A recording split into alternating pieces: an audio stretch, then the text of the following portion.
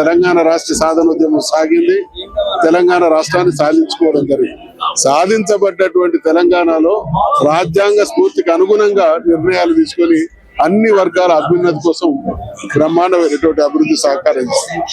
అయితే గడిచిన 2 సంవత్సరాలుగా కాంగ్రెస్ ప్రభుత్వాలు ఢిల్లీ స్థాయిలో అంబేద్కర్ గారి పట్ల అవమానకరంగానే వ్యవహరించినాయి. ఇక్కడ ఈ ప్రభుత్వం కూడా గడిచిన 2 సంవత్సరాలుగా ఈ ప్రాంగణానికి తాళం వేసి ఉంచింది. కారణం అంబేద్కర్ గారు అంటే కాంగ్రెస్ పార్టీకి ఉన్నటువంటి ఒక రకమైనటువంటి భావన.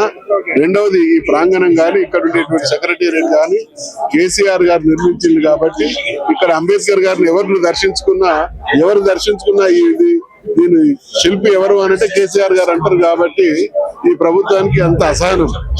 ఖచ్చితంగా బీఆర్ఎస్ పార్టీ ప్రభుత్వం కేసీఆర్ గారి నాయకత్వం నిరంతరం మాకు ఆరాధ్యుడు, మాకు ఒక దిక్సూచి అంబేద్కర్. అంబేద్కర్ ఆశయాలు నెరవేరలేదు, ఇంకా ఎన్నేళ్ళు పడతాయి? తప్పకుండా ఇది కాంగ్రెస్ పార్టీ దుర్మార్గం, బీజేపీ దుర్మార్గం. దేశాన్ని పాలిస్తున్నటువంటి పాలక వర్గాలు అంబేద్కర్ స్ఫూర్తితోని, అంబేద్కర్ రాజ్యాంగంలో ఇచ్చినటువంటి నిర్ణయాలకు అనుగుణంగా, నిర్దేశనకు అనుగుణంగా పరిపాలన సాగించుంటే ఇవాళ దేశం ఈ రకంగా ఉండేది కదా.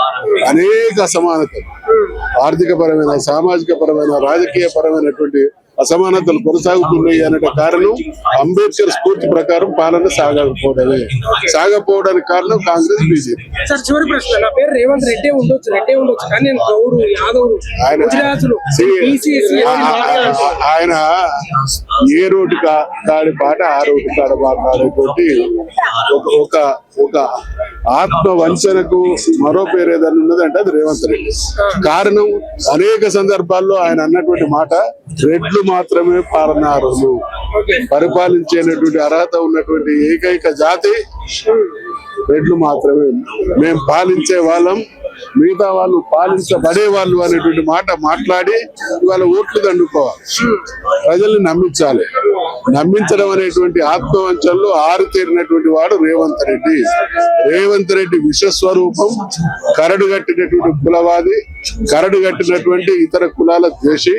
అందులో బడుగు బలహీన వర్గాలకు రాజ్యాధికారంలో భాగస్వాములు కావడం అనంటే ఏమాత్రం సహించని, రుచించని, దాన్ని ఆచరించని ఒక రకమైనటువంటి మానసిక ఉన్మాది రేవంత్. ఇప్పుడు జరుగుతున్నటువంటి తీరు చూస్తే చాలా కోలాహలంగా డాక్టర్ బాబాసాహెబ్ అంబేద్కర్ గారి యొక్క జయంతి ఉత్సవాలు బ్రహ్మాండంగా జరుగుతున్నాయి. ఈసారి ప్రజలు పాల్గొనేటువంటి అవకాశం వచ్చింది స్వచ్ఛందంగా. గత 2 సంవత్సరాలుగా 125 అడుగుల విగ్రహాన్ని ఎవరు సందర్శించకుండా, ఇక్కడ ఉన్నటువంటి ప్రభుత్వం ఈ ఉత్సవాన్ని జరపకుండా కేవలం కేసీఆర్ గారు నిర్మాణం చేసినటువంటి వివక్షతో, ఆ కుట్రతో ఇక్కడ 2 సంవత్సరాల నుంచి ఈ విగ్రహం దగ్గర ఉత్సవాలు జరగలే. ఈసారి ఇచ్చినటువంటి ఒక అల్టిమేటం మేరకు ఈసారి జరపకపోతే గేట్లు బద్దలు కొడతాం అనేటువంటి బీఆర్ఎస్ ఇచ్చినటువంటి థ్రెట్ ద్వారానే ఇవాళ ఇక్కడ ఇంత బ్రహ్మాండమైన ఉత్సవం జరుగుతుంది. ఈ ప్రభుత్వానికి బుద్ధి ఉండాలి, ఈ ముఖ్యమంత్రి కూడా ఆలోచన ఉండాలి. డాక్టర్ బాబాసాహెబ్ అంబేద్కర్ దేశానికి రాజ్యాంగం అందించినటువంటి మహానాయకుడు. అటువంటి వ్యక్తిని అది కేసీఆర్ గారు ఈ విగ్రహాలు పెట్టిండు కాబట్టి మేము ఉత్సవం చేయం, ఆ విగ్రహం దగ్గర ఉత్సవం చేస్తే కేసీఆర్ గారికి పేరు వస్తుందనేటువంటి మూర్ఖమైన ఆలోచన, కుచితమైన ఆలోచన చేయడం వల్ల 2 సంవత్సరాలు ఈ విగ్రహానికి మరి ఉత్సవాలు లేకుండా పోయినాయి. ఈసారి ఇప్పుడు చూస్తే అనేక ప్రాంతాల నుంచి వచ్చి డాక్టర్ బాబాసాహెబ్ అభిమానులు, అంబేద్కరిస్టులు, ఈ దేశంలో కుల వివక్ష నిర్మూలన జరగాలని కోరుకునేటువంటి వాళ్ళు, ఈ దేశం అందరూ సమానంగా ఉండాలని కోరుకునే వాళ్ళు ఇలా వేలాదిగా వచ్చినటువంటి, ఏదైతే అంబేద్కర్ గారు కలగన్నటువంటిది నెరవేరడానికి చాలా సమయం పట్టింది. ఇప్పుడున్నటువంటి ప్రభుత్వాల యొక్క కుచిత బుద్ధితో అసలు అంబేద్కరిజాన్నే లేకుండా చేయాలని, రాజ్యాంగాలే లేకుండా చేయాలనేటువంటి ఆలోచనలు జరుగుతున్నటువంటి తరుణంలో ప్రజల చైతన్యం ద్వారానే అది జరిగే అవకాశం ఉంది. రానున్న కాలంలో అంబేద్కర్ ఇజాన్ని కావచ్చు, బాపు పూలే ఇజాన్ని కావచ్చు, ఈ దేశంలో, ఈ రాష్ట్రంలో ఎవరు ఆపలేరు. దానికి భవిష్యత్తు ఉంది. ఎన్నటికైనా అంబేద్కర్ గారి ఆశయం కొనసాగుతుంది.